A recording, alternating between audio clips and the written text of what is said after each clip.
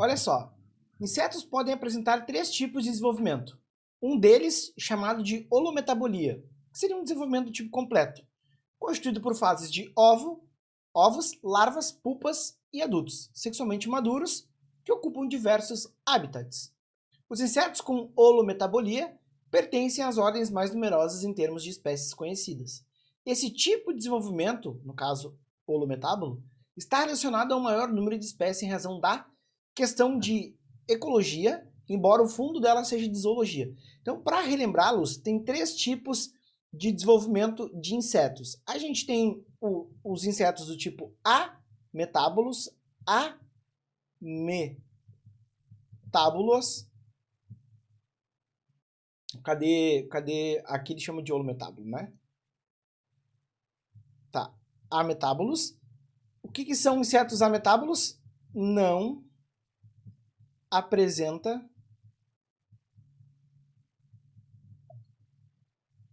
metamorfose. Ou seja,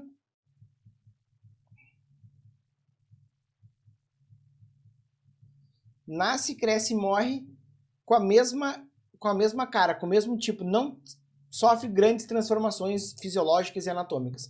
E um exemplo clássico disso são as traças, tá? As traças são insetos ametábulos, tá bom? A traça lá do livro, né, que come roupa e tudo mais. Tá, esse é um tipo. O outro tipo qual é? O outro são os hemimetábulos. Hemimetábulos.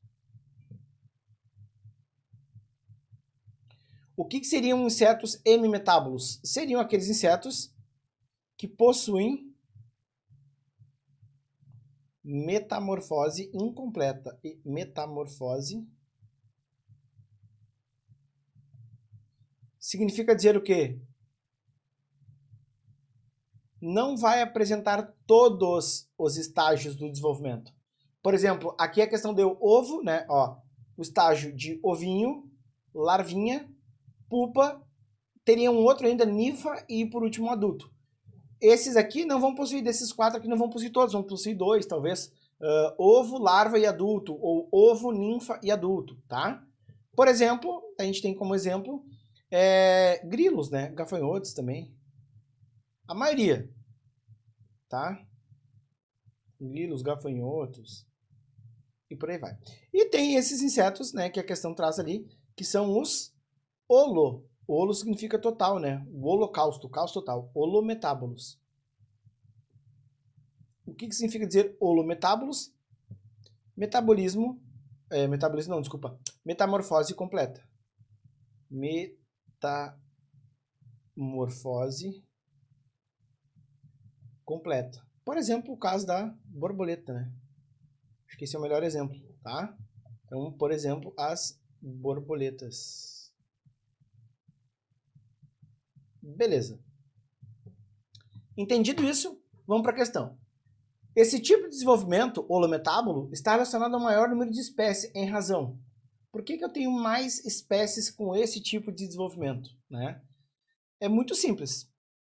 A gente tem que pensar que quanto mais indivíduos de uma determinada espécie a gente tem, e ele fala isso aqui na questão, ó, que ocupam diversos habitats, quanto mais indivíduos e mais habitats, mais ambientes que eu possa explorar, maior vai ser o meu nível de adaptação.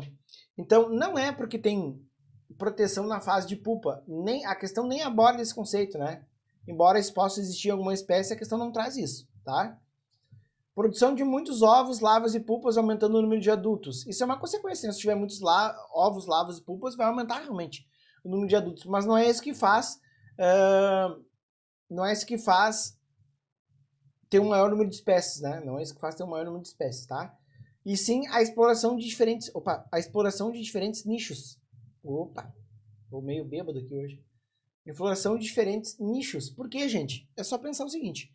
Quanto mais indivíduos eu tenho que conseguem viver em ambientes variados, em cada um desses ambientes eu vou ter um nicho ecológico específico. Por exemplo, quer ver um bom exemplo? É o aparelho bucal de inseto, tá? Que é muito variado. Alguns insetos têm um aparelho bucal do tipo sugador. Por exemplo, o mosquito suga nosso sangue, certo? Outros insetos, por exemplo, grilos e gafanhotos, têm um aparelho bucal do tipo mastigador. Eles cortam as coisas. Outros insetos, tipo a mosca, borboleta, tem o aparelho bucal do tipo lambedor, né? A mosca fica lambendo a ferida lá e tirando, né, o resto de sujeira que está ali decomposta. Então, devido a eles terem simplesmente uma modificação no seu aparelho bucal, eles conseguem explorar nichos diferentes, fazendo com que eles se alimentem mais, se reproduzam mais e ocupam mais espaço. Esse é o sucesso evolutivo que os insetos têm, na verdade, uma diversidade de explorar ambientes distintos, né? Consequentemente, tendo uma maior adaptação a cada um deles. Tá, gente? Aí vamos eliminar... Opa, deixa eu... Cadê? Aqui, ó, é com a corzinha azul, tá? Pra gente deixar tudo padrão. C, ó, exploração de diferentes nichos, evitando a competição entre as fases de vida, tá? Por que não pode ser D? Ingestão de alimentos em todas as fases de alimento... Peraí. Ingestão de alimentos em todas as fases de vida, garantindo o surgimento do adulto. Isso acontece, né? Eles têm que ingerir alimento em todas as fases de vida para garantir que vai chegar até a fase adulta. Mas não é isso, não é esse tipo de desenvolvimento. Isso não está relacionado a um maior número de espécies, gente. Maior número de espécies significa ter diversidade de nichos, diversidade de habitat, tá? A utilização do alimento em todas as fases, otimizando a nutrição do alimento. Tem que usar o alimento em todas as fases, né? Para realmente otimizar. Só que, olha que legal, aqui não tem resposta errada. Tem 5 alternativas, as 5 estão corretas, mas só uma delas responde o que a questão está pedindo. Eu já bati nessa tecla outras vezes com vocês. Então, o Enem, tu tem que procurar o comando da questão, e a questão pede esse tipo de desenvolvimento, holometábulo, está relacionado ao maior número de espécies, por quê? Qual a razão disso? Qual o motivo? O motivo é que esse elevado número de espécies exploram ambientes diversos, né? Tendo diferentes tipos de nicho. A questão até traz isso, né? Ocupam diversos habitats, tá? Ecologia com fundo de zoologia. Vocês podem ter certeza que ecologia, o assunto mais recorrente da prova do Enem, vai estar esperando vocês no próximo ano. Beleza, gente? Então era isso, até mais.